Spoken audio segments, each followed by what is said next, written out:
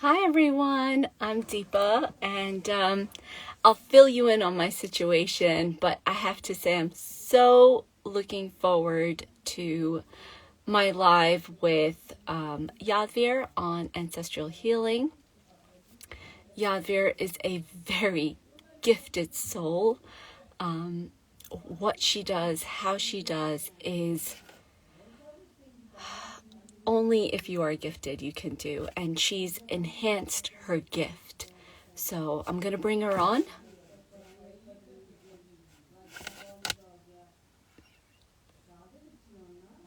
Okay.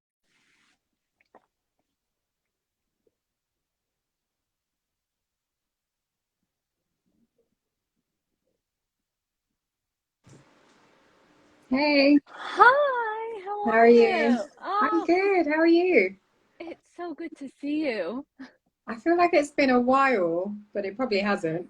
Well, I mean, compared to our usual, right? Yes, I think that's why it feels like it's been a while. It's good to see you. Likewise. Yeah, How has your day been? very busy. Really, it's been a busy week, and it's one of those weeks where you just take each day at a time and work your way through it. It's one of Of those weeks. course. Yeah. How Yeah. about you? How's your day been? Good. I'm actually in Birmingham. Oh, nice. Yes, I'm here visiting my sister-in-law and my as you know, my parents are in town from New York, so Mm-hmm. they just wanted to, you know, explore Birmingham a Explore. bit. So, Nice. yeah, yeah. And I am so looking forward to this live. The whole time I've been telling family, 6 o'clock, I've got a live with Yadveer, and I just can't get enough of what you do, how you do, and more so after I've experienced you. So, Yeah. how did Yadveer reach this point in her life? How, what is your journey? Can you break it down? I can try. Well, Um, yeah. let's try. Let's give it a go. So we have grown up in a relatively spiritual family. Um, my sorry, just my throat chakra is playing up.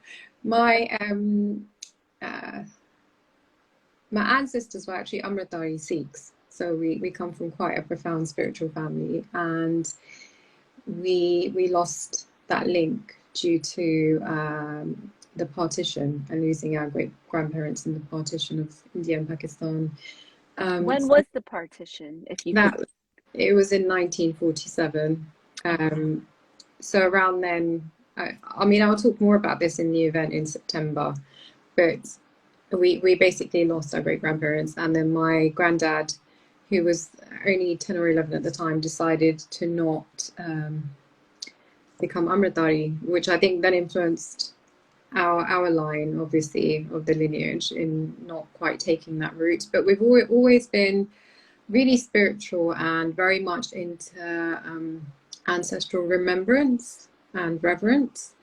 It's always been a part of our family, I would say, culture and tradition. So we do a lot of specific things to remember and thank our ancestors. So I've grown up seeing that.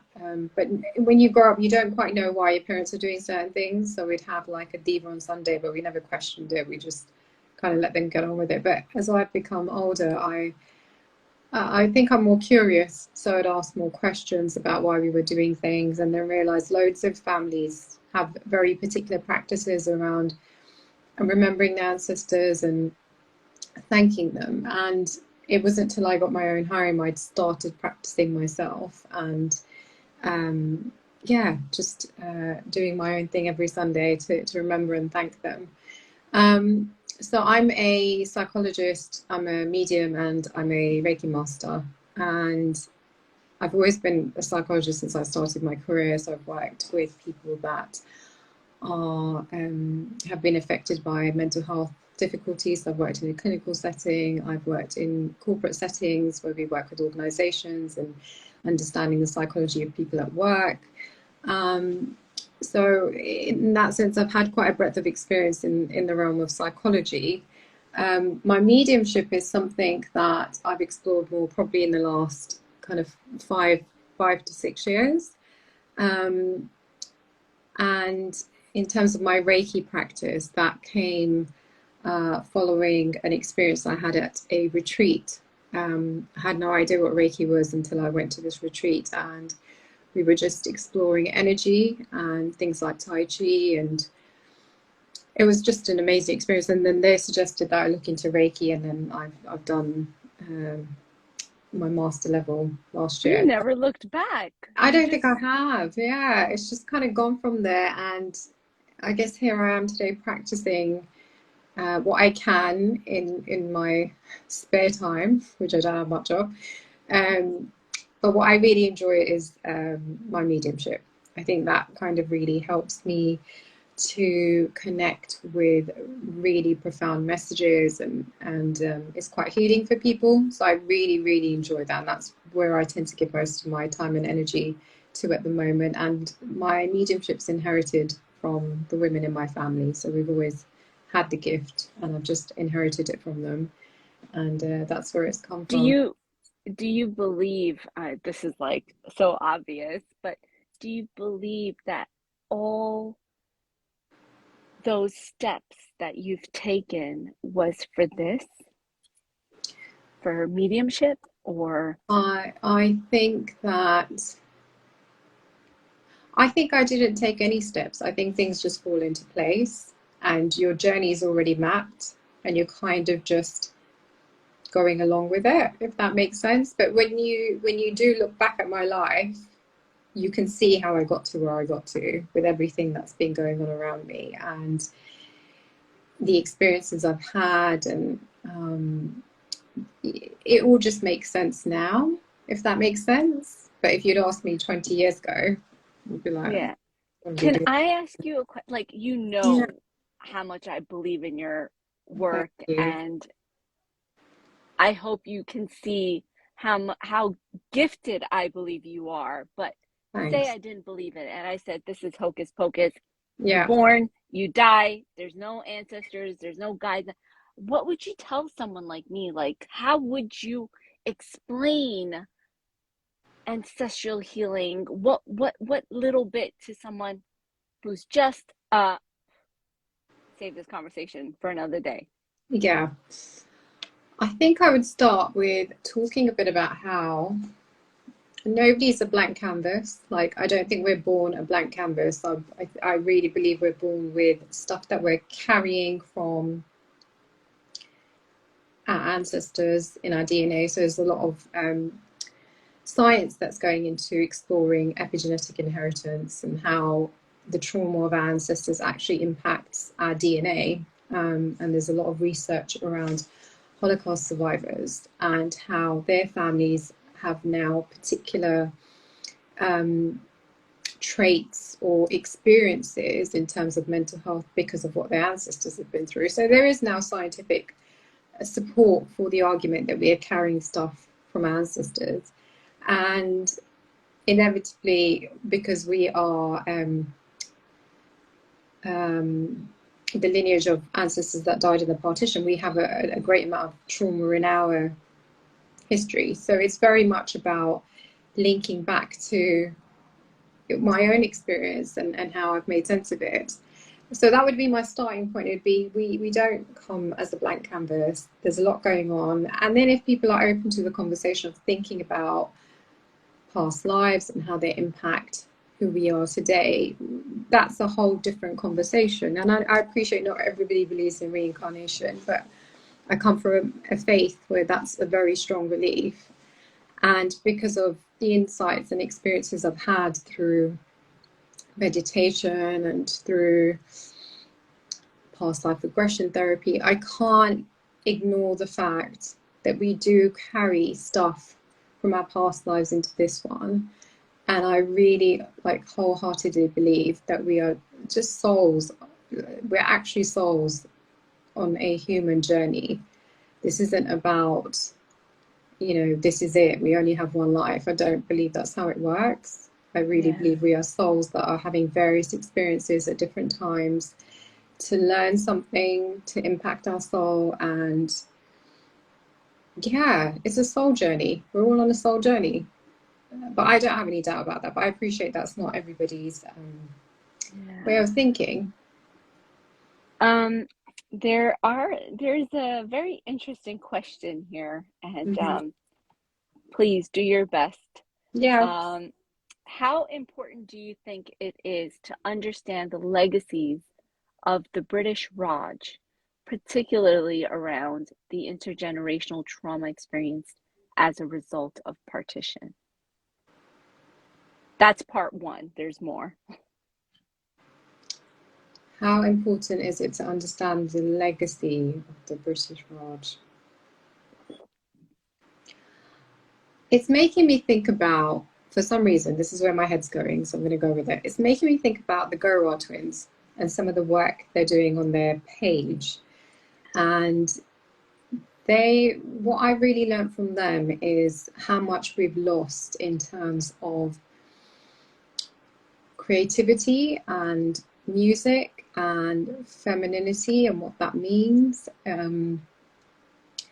I know some of our scriptures when they're transcribed, so specifically if we think about Gurbani, when it's transcribed into a different language, we can lose an essence of it and the real meaning of it. So I think those have been like the key influencing factors of the British rule on I would say specifically on Punjabi or Sikhi culture. So I hope that kind of answers that question. Part two, what you say is true. Research has found evidence of, I think it's just a comment. Research has found evidence of intergenerational trauma health conditions linked to transatlantic slave trade in the Caribbean. That's very interesting. Higher risk of diabetes and hypertension. That's just like, I think that's mind-blowing. Like there is a physical result of your ancestral trauma. Like, and I don't, these are the things I feel like we can't just brush aside. Like I think we're always busy day to day, getting on with life and all in the hocus pocus of what's going on. But actually there's so much going on at a deeper level that we just don't even process. And if we don't process it, we continue it and you pass it on to the next generation. I think that's probably why I'm more passionate about the topic than anything else. It's kind of like, what are the things, like the behavioural patterns we need to start breaking, because the next generation need to be a bit more free than we have.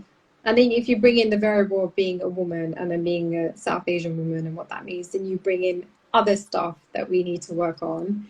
Because actually our history holds very strong women, but somehow we're now in a culture where women become suppressed and their voices aren't appreciated. And I don't understand like how we've got to that point when our ancestry is so different. That's never made sense to me. Like, how have we got here? And that's why I feel like it's so important to explore your ancestry and what you need to heal, actually.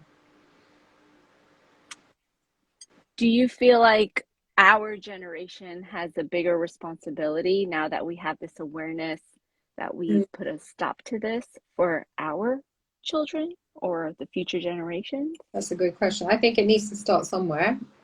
And if we feel like we've got the knowledge and access to information that our parents never had or thought about, because if you're looking at now, we're bringing things like migration, they've not had the capacity to think about stuff like this because they've very much been potentially in survival mode, moving country, trying to keep things going.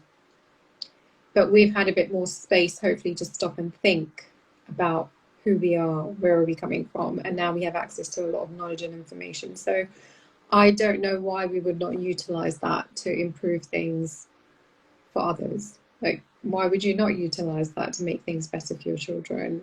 It just, yeah, why wouldn't you? You're right, because growing up, I felt very conflicted being raised in New York, but yet my parents are still so rooted into our culture. And Yeah, sense of restricted freedom. Yeah. And I wouldn't want Nirvana to be raised that way. I want her to be proud of who she is, alongside living in the Western world. But what are 3 tips that you can give as an energetic Reiki Master, ancestral healing, psychic Yeah. medium? What are 3 things that 3 tips. the average person can do that's someone that's none the wiser? It's like, oh, what is this energy healing? I think the first tip would be to start with where you come from. Like, I Mm. don't feel like we question enough. Like, and I appreciate sometimes there's not records of where we come from and, you know, where things come from. But I think you have to make an active effort to explore what your lineage was. Where do you come from? What your people did, how they did it, and what were some of their struggles, what was some of the wisdom they left behind that we don't necessarily follow, we do follow. Because unless you know where you come from, I don't believe you know where you're going. So you have to start with where it is that you come from. And then there's something about so that's the past. And then there's something about the present and connecting with your breath. I know you do really amazing work around this. You're doing your meditations on Wednesday mornings that people can tap into to access stuff like this. But I was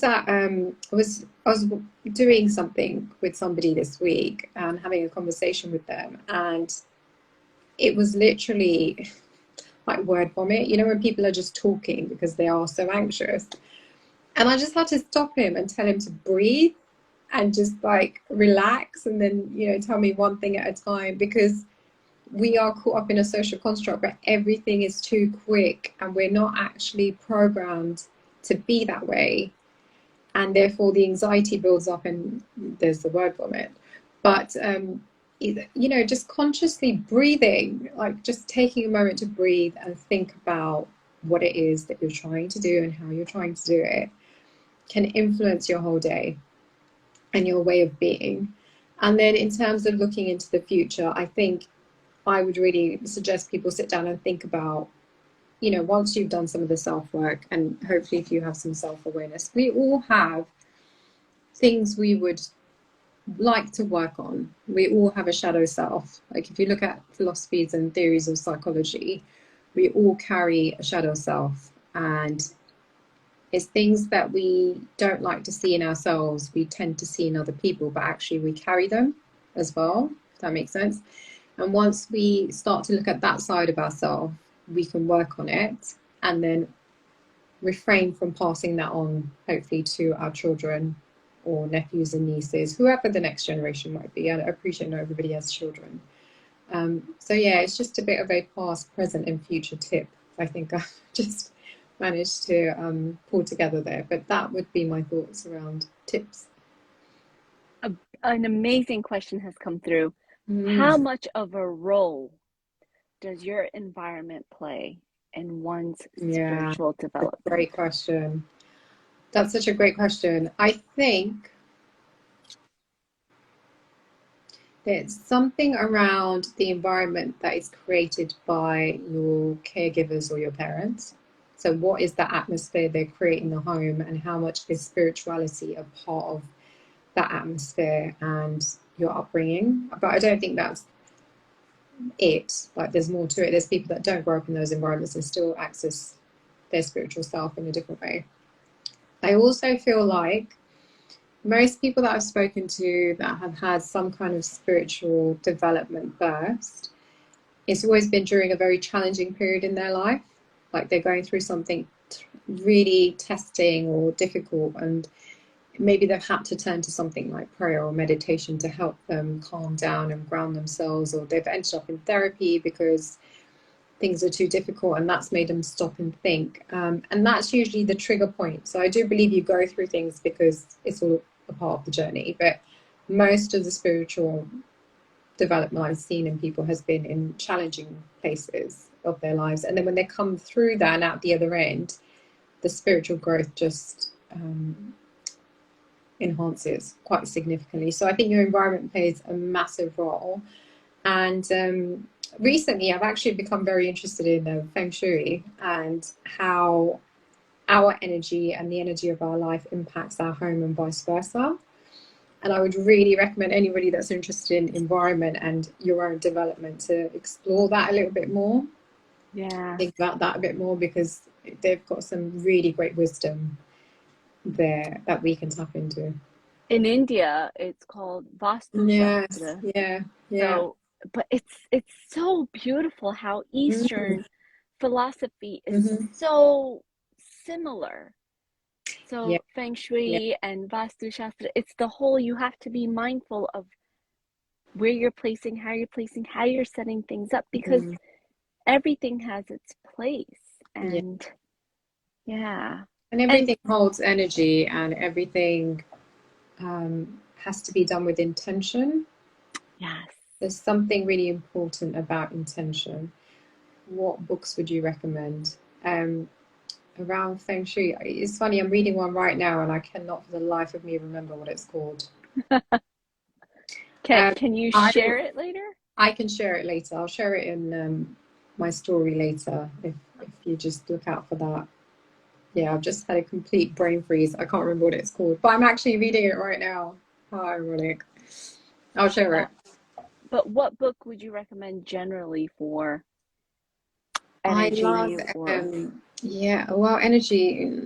I don't know why I'm drawn to saying more around the Brian West stuff, Dr. Brian West. I love his stuff, and I think he's so deep, especially when it comes to like past life regression and thinking about your soul's journey. And he's written loads of books. I think one of those, Many Lives, Many many Masters. masters, yeah.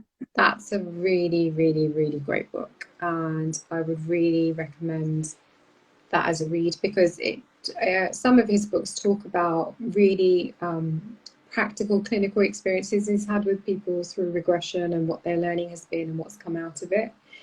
And some of his work talks a lot about the similarities in people's regression and some kind of general human themes that come through for humanity as a whole and things that we need to think about. So his books are really, really great and absolutely influenced the way I was thinking and working. And yeah, I would recommend them. I couldn't put his books down. Like Yeah, they just they're great, aren't they? blew my mind. Yeah, he's really interesting. But again, these philosophies actually start from Eastern cultures. So a lot of like if you look at Gurbani, there's a lot around karma and our karma and past lives and how things influence each other and karmic ties, and it's all there. We just don't always access it, or it's not always easy to understand. I appreciate that too, but yeah. Now, I talk about, so for September, there's this event that you and I are doing together. Mm. It's about well-being and lifestyle. How did you feel ancestral healing aligned with this? And I would like to share my experience Sure. once you've um, Yeah. expressed why you felt like Mm. the event aligned with what you do. Mm. I think there's something going on with my throat chakra today. I think that I think when we think about well-being, I love that there's always a starting point. So we have to think about things like our mental health. And I've worked in clinical settings, so I get why that's a starting point. Like when people experience stress and they come into therapy and what that looks like. But I think what it was for me in my journey and working with other people and self-work, because we all have to do self-work. Like I think at some point you all have to look inwards to see what's going on and what you want to shift. I actually realized through my journey that everything linked back to something else. So I was so focused on here and now and this life and what's going on. But actually, there was so much going on that was actually from a different time, a different place. And it did come through when I became more spiritual, I guess, and meditated more and understand Gurbani a bit more and what is said there. And there is reference to ancestors in Gurbani. There's reference to karmic ties, as I said already. But it wasn't until I got to that point that my healing actually really took off. And I think every human has to work on their healing. There's somebody called Thomas Hubble, I think his surname is, and he talks a lot around how actually as a human race, we're actually all very traumatized. We're just not aware of it. And once you start peeling back the layers, you realize there's a lot to work on. And if you take that philosophy to hand, then you realize that trauma and difficulty sits in your DNA from way before you even came here. And then there's a part of, I mean, if you're spiritual and you believe in a soul, there's a part of you, your higher self, that is actually consistent through different lifetimes, that's carrying its own stuff that will come up time and time again in what you're doing and what's going on. Like, and it wasn't until I made that discovery, because there were things I was like really aware of. I'm quite a self-aware individual. I'm quite sensitive to things. I'm sensitive to energy, and I'm aware of my emotions, and I like to explore things. But there were some particular things, I can't think of anything that's coming to mind right now, but there were specific things that I would experience that didn't make sense given the context of me or my childhood. And it wasn't until I explored past life regression. I think one of them is actually fire. So I've always had this unusual discomfort with fire, and it doesn't make sense. And it wasn't until I explored in regression that I'd actually died in a fire in a previous life that it made sense. And actually, when people regress, it's usually to understand phobias and fears and things that don't make sense in this life. And then they realize it's actually coming from a completely different place. But your higher self or your soul has that imprint of the trauma that they need to work on. So, yeah, I feel like I've slightly gone off on a tangent, but I'm hoping that's answered the question you originally asked. Well, yes, it did. And I feel like it does belong in well-being and lifestyle, because Yes, I felt like I had hit a threshold and there was a blockage, and I had a session with you. And in that session, my mother-in-law came. My mother-in-law came through, and I thought to myself, oh God, I hope all is well, because there was a point in our relationship after I got married where things were very volatile. And once I moved out, we were good. In fact, it was the ideal relationship, or the most ideal relationship as a mother-in-law, daughter-in-law in a South Asian community one can have. And when she came to you, she apologized. And I felt so uplifted. I felt like someone took a ton of bricks off my shoulders. And since that conversation, my life unfolded so differently, because every time something happened, I felt triggered. My mind would spin in that direction. I'd go back into my past. So energetically, I was putting a lot of energy into something that already happened. And then my session with you cleared that. And all that energy that I was wasting, literally wasting there, went into my practice, my spiritual journey. And then the messages and the downloads that came through. I mean, the September event was supposed to be like a 10 to 2 yoga session, Deepa Sapra yoga, blah, blah, blah. It became a quantum Yeah. well-being and lifestyle event. Yeah. And then you said yes to coming on board and sharing and helping. Mm. And it's just, what made you say yes?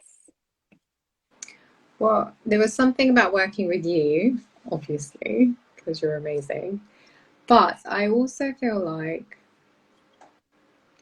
the session I had with you was really, really powerful. I don't actually remember all my sessions. Like, I've had a lot of readings with people. But there's always key things that I do remember because they are part of my learning as well. So when I had the session with you, I think because your guide was so present and the message you were getting about this event was so interesting, I was already drawn to kind of just being there, even as a guest. I knew I was going to be there. But then when you asked me, I really felt honoured to like work with you and be a part of the journey and the process. And I didn't really know what I would cover, but I know things unfold and that things come to you when they need to, and you just work with that and you go with that. So it was that. It was a mixture of knowing this was going to be great and it was meant to happen, and then working with you, which is always a privilege, made me say yes. And then I could see how perhaps I bring a slightly different angle to well-being that isn't always explored in terms of spirituality, energy, the energy of your ancestors. And there is a really strong link between the stress of the ancestors and how well you do in your human plane, like what's going on for you in your environment and how things are going in your life. There is a direct link. And the more we can do to support them to be at peace, the smoother things do become for us in terms of what we're doing. And I don't think that's an angle people really explore or think about, but it's because I've seen it like come to life, and we've experienced it. We've got a lot of trauma in our ancestry. We've got a lot of unhappy ancestors that we had to work through to help them get the relief that they needed. You know, we're talking about people that were killed in the partition and didn't have a proper funeral. They didn't have the prayers that need to happen when people die. So there's a lot of trauma that's been carried on, and when you have that in the energy of your ancestry, it will inevitably trickle down spiritually into what's going on a day-to-day basis. So we had to explore it, and then once we did, and once we worked on that, it shifted things in our lives. And I think because I've seen that and I've experienced it, I just would love for people to explore it if it's a thing for them. It's another way of looking at stuff. I've seen movies and documentaries on the partition, and it just breaks my heart as to Yeah. how some women had to jump into wells, otherwise they had to convert. And some converted and just still deep down inside held on to their faith, whether it's Sikhi or Hinduism. And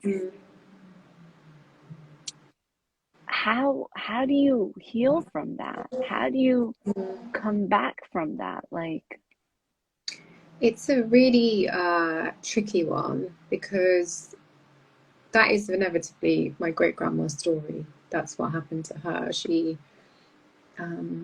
did jump into a well during the partition, and that story is told time and time again in our family, but anybody that's talking about it is very numb.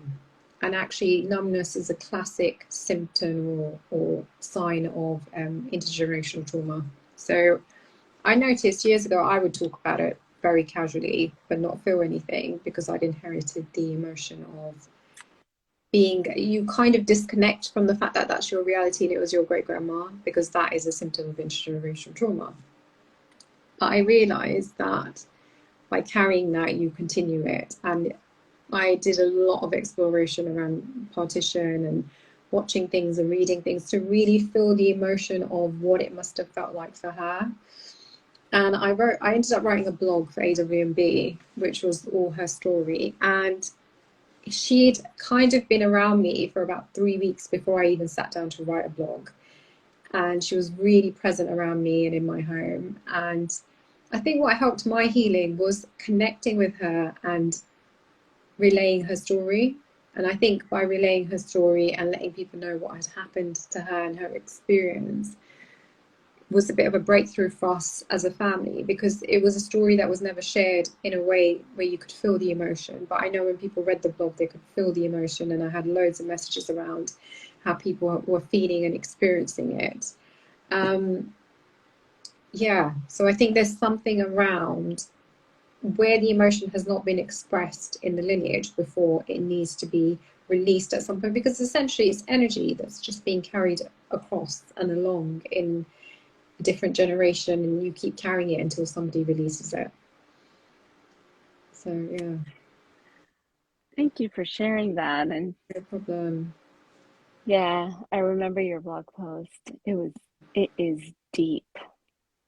It's actually August now, and it's the partition soon. So this time of year is always a bit heavy for us as a family, and I think it's almost unconsciously we start to feel a bit heavy. It's also, Is this why you're taking your social media break?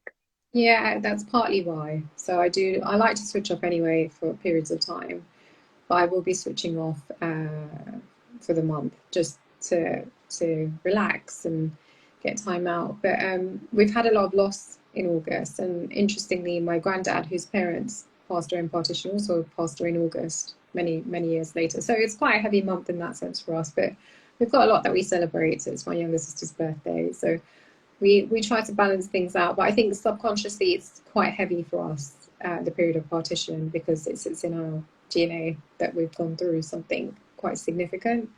And I remember as a child, I used to like really get hyped up about Independence Day and like really kind of celebrate it. And I think the more I understood our story and what we'd given up, the harder it became to celebrate the independence, if that makes sense. And the more it became about trying to heal from what we'd given up for it to be how it is today.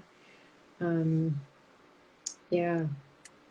There's a question for you. Do you think it's important for partitioned communities in India, Pakistan, and Bangladesh to come together as part of a healing process? Absolutely. I think that one of the things you'll hear a lot about pre-partitioned India is the togetherness and how people used to celebrate together, and it didn't matter what occasion it was, everybody was, enjoying things together. And I think we lost that in the separation, and we have now got an innate quality of unspoken dislike that doesn't belong with us, but we do carry it, and we do subconsciously play it out in various ways. So I think there's a strong element of needing to come together and have friendship groups that are from a space of where we've been told to be separate. Like, I think that's really important in understanding us and our own healing.